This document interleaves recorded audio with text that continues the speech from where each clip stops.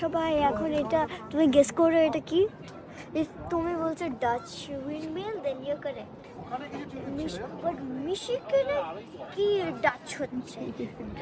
Netherlands হচ্ছে Michigan নাম তো, কিন্তু এখানে অনেক এটাই তো সেটেলমেন্ট জিনিসটা। এসেছিল। এখানে অনেক সেটেলমেন্টস আসলো a long time ago at 1829.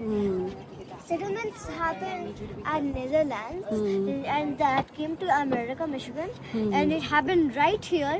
And also যারা immigrants গুলো যারা এখানে এসেছে তারা এখানে এটা লাগিয়েছে। হ্যাঁ লাগাইলো বিফোর ও চলে গেল। আর তারপরে এখানে ওরা থাকতো আর একটা বাড়ি বানাইতো একদম হোটেলেরই মতো, but it was crowded of people.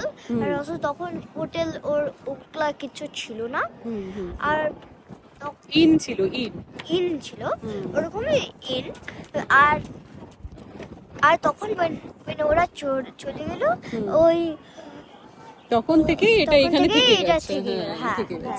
Hello বন্ধুরা, আমি যখন ভিডিওটা বানাচ্ছি তখন আমার শরীরের অবস্থা খুব খারাপ, কিন্তু তার জন্য আমি সিম্প্যাথি চাওয়া বা কোনো কিছু চাচ্ছি না। দ্য অনলি থিং ইজ আমার ভয়েসটা একটু প্রগাঢ় মনে হতে পারে অন্যান্য দিনের থেকে একটু বেশি ভারী। আসলে আমার লাম্বার এরিয়াতে প্রচন্ড ব্যথা, তো ব্যথা হওয়া সত্ত্বেও আমি আমার এই প্রিয় কাজটিকে ছেড়ে দিইনি। আশা করছি আপনাদের আজকের এই ভিডিওটি ভালো লাগবে। যদি ভিডিওটি ভালো লাগে তাহলে অবশ্যই আমার পেজটিকে ফলো করবেন ফেসবুকে যদি আপনারা দেখেন, আর ইউটিউবে দেখলে অবশ্যই আমার চ্যানেলটি সাবস্ক্রাইব করবেন।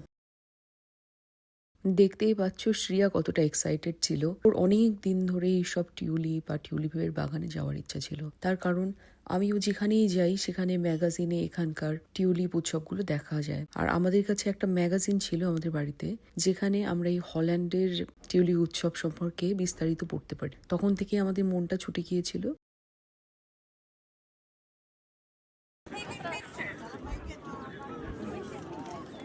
আর বাগান ভর্তি মানুষ, সবাই এই টিউলিপের সৌন্দর্য আহরণ করতে গেছে, ফলে দাঁড়ানোর জায়গা খুব একটা নেই। তার মধ্যেও এই নষ্ট হয়ে যাওয়া প্রচুর মানুষের ভিড়েও বাগানটা দেখে মুগ্ধ হয়ে যাচ্ছিল। এত রঙের টিউলিপ তো কোনোদিনও চোখের সামনে একসাথে ফুটতে দেখিনি। কোনোটা খুব সুন্দর লাল, কোনোটা বেগুনি, কোনোটা তুতে, কোনোটা আবার গোলাপি আর সাদা মেশানো। অদ্ভুত অদ্ভুত সুন্দর সব টিউলিপ, তাদের নামগুলোও লেখা আছে। আর যদি কোনো টিউলিপ ভালো লাগে তাহলে সেই টিউলিপের আপনি নামটা নিয়ে ওখানে যেতে পারেন। ওরা আপনাদেরকে বীজ এবং অন্যান্য জিনিসগুলো যেভাবে চাষ করলে পারে টিউলিপ খুব সুন্দর হবে সম্পর্কে আপনাদেরকে সম্পূর্ণ তথ্য এখানে দেবে। আমি সবাইকে ফটো তুলতে দেখে নিজেকে আটকাতে পারিনি। আমিও তখন ভাবলাম যে আমি একটু ফটো তুলি, যদিও বা আমার লোয়ার ব্যাকে বা লাম্বারে ভীষণ ব্যথা করছিল। তার মধ্যেও আমি এসেছিলাম কারণ আমার মেয়ে স্বপ্ন পূরণ করা আমার কাছে সব থেকে বড় একটা বিষয়। ওর ড্রিম কাম ট্রু হবে, ও এগুলো সব দেখবে। আমিও ঘুরতে ভালোবাসি,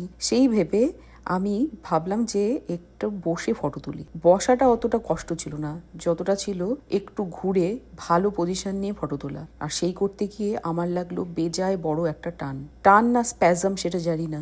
সেদিনকা বুঝতে পারলাম আমি আর আগের মতো সুস্থ নই। তুমি এই পাশে চলে যাও, এদিকেই বসি, তোমাকে ওইদিকেই ঘুরতে হবে। তুমি ঘুরতে টিয়ারানির সাথে আমি। হ্যাপি মাদার্স ডে গাইস, কেমন আছো? আমরা অনেক খুশি আছি, আমরা ঘুরতে পারছি। এখন আমরা ওই টিউলিপ ফেস্টিভ্যালে আছি, অনেক সুন্দর ফুলগুলো। শরীর খারাপ হোক আর যাই হোক, ওপর থেকে চারপাশটা দেখবো এটার আগ্রহ ছিল অনেক বেশি। মেয়েকে তাই বললাম আমাকে শক্ত করে ধর আর ওপরে নিয়ে চল। ও রাজি, জানেই মা ভীষণ ঘুরতে ভালোবাসে।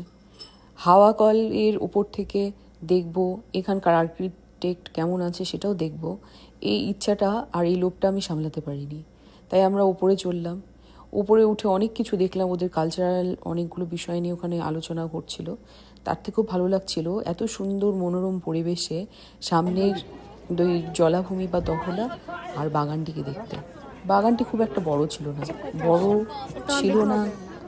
না বলে বাগানটি ভীষণ ছোট ছিল বললে একদম ঠিক বলা হবে।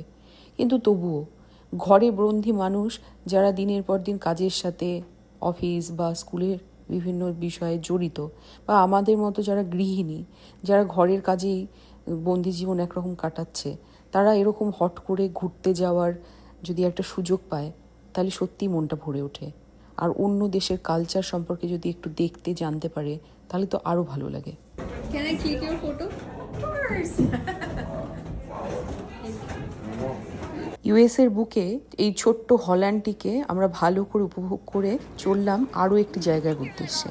তবে এই জায়গাটি সারা জীবন আমার মনে থাকবে। ভীষণ ভালো একটা ওয়েদার, ভীষণ ভালো ঘুরেছিলাম সেদিন আমরা। এই ভিডিওটি বড় হয়ে যাচ্ছে, তাই জন্য বাকি পার্টটা নিয়ে আগামীকাল আপনাদের সাথে দেখা হবে।